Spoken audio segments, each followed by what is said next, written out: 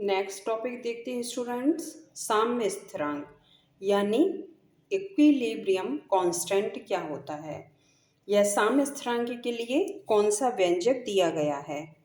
Okay, हम देखते हैं कि सबसे पहले जो द्रव्यानुपाती क्रिया का नियम था वो किस पर लागू हो रहा था, स्थिर ताप पर यानी कांस्टेंट टेम्परेचर पर। सबसे पहले हम कांस्टेंट टेम्परेचर पर एक रिएक्शन को देखते हैं, N1 A plus N2B reversible. सारी रिएक्शंस जो भी होंगी यहाँ पर अपने, वो कैसी होंगी, सारी उत्क्रमणीय अभिक्रियाएं होंगी या रिवर्सिबल होंगी। M1C plus M2D। ओके, साम्यावस्था व अभिक्रिया में ABCD सक्रिय द्रव्यमान है। क्या है ये? अभी हमने देखा था द्रव्यानुपाती क्रिया में एक्टिव मास, ये सारा क्या है, एक्टिव मास, जिसे हम कैसे डिनोटेट करते हैं, ब्रैकेट में ABCD, इस प्रकार से इनको शो किया जाता है। अब हम यहाँ पर द्रव्यानुपाती क्रिया का नियम लगाते हैं, फिर देखते हैं A व B के लिए दर क्या होगी। हमने वहाँ भी देखा था यदि रिएक्टेंट एक से ज़्यादा है तो किस में आएगा, गुणनफल में। A व B के लिए दर प्रोपोर्शनल A की पावर N1 इंटू B की पावर N2। इसी प्रकार से प्रोडक्ट के लिए भी होगा, C व D के लिए दर प्रोपोर्शनल C की पावर क्या है, M1 इंटू D की पावर M2। ये यहाँ से लिया गया है जो अपने ये रिएक्शन हमने ली थी। अब इन दोनों के लिए कोई कांस्टेंट ले लेते हैं, जैसे हम रिएक्टेंट के लिए कोई कांस्टेंट ले लें KF। ओके, F से मतलब यहाँ फॉरवर्ड के लिए है, ठीक है, फॉरवर्ड यानी अग्र अभिक्रिया जो होती है, F यानी फॉरवर्ड। KF A की पावर N1 है इंटू B की पावर N2 है।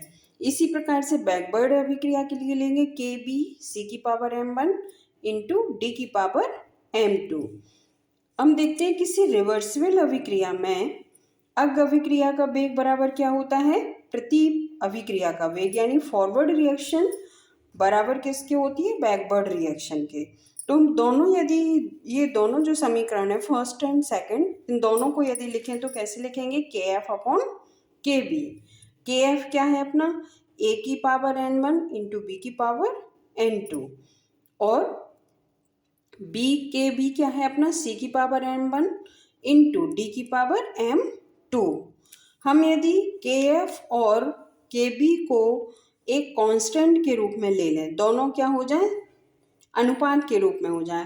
KF अपॉन KB को हम यदि एक अनुपात में ले लें KC, फिर हम देखिए कैसे लिख सकते हैं अपनी अभिक्रिया को, KC बराबर A की पावर N1 इंटू B की power N2 upon, okay, C की पावर M1 इंटू D की पावर M2। लेकिन हम जानते हैं जो हमारी साम्य अवस्था होती है, इक्विलिब्रियम स्टेट जो होती है हमारी, उसमें किसी उत्क्रमण अभिक्रिया में द्रव्यानुपाती क्रिया का नियम लगाते हैं तो रिवर्सिबल साइन के दाईं ओर, किस side, right side. Okay, right side जो आपके प्रोडक्ट होते हैं उनको ऊपर लिखा जाता है यानी डिनोमिनेटर में, वो जो आपके रिएक्टेंट होते हैं उनको न्यूमरेटर में लिखा जाता है यानी नीचे लिखते हैं। जो उनका सही लिखने का तरीका होता है, तो जो प्रोडक्ट होते हैं उसको ऊपर लिखा जाता है और जो रिएक्टेंट होते हैं उनको नीचे लिया जाता है। इसलिए KC बराबर क्या हो जाएगा, C की पावर M1 इंटू D की पावर M2 अपॉन A की पावर N1 इंटू B की पावर N2। यहाँ तक तो आपको समझ आ गया होगा, ठीक है। अब हम देखते हैं इस फैक्ट को आप नोट करके रखिए, यदि कोई रिएक्शन यदि गैसियस स्टेट में है, किस अवस्था में है, गैसियस स्टेट में है, ओके, तो फिर ये किस तरीके से हम इसी समीकरण को लिखेंगे, KP बराबर PC M1 into PD M2 upon PA N1 into PB N2। यहाँ पर सिर्फ इसको चेंज करा गया है, ठीक है।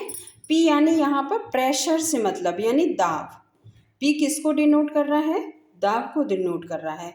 बाकी सेम रिएक्शन है, PC M1 into PD M2 upon PA N1 into PBN2 और Kc की जगह हमने क्या रख दिया है, Kp रख दिया है, P यानी प्रेशर। तो ये अपना क्या हुआ, हमारा साम्यावस्था स्थिरांक का व्यंजक, या जिसको हम कह सकते हैं इक्वेशन। साम्यावस्था व्यंजक को किस तरीके से लिखेंगे, इस तरीके से लिखते हैं। ओके, आई थिंक आपको समझ आ गया होगा। जो हमारी नेक्स्ट क्लास होगी उसमें हम पढ़ेंगे केपी व केसी में क्या रिलेशन होता है।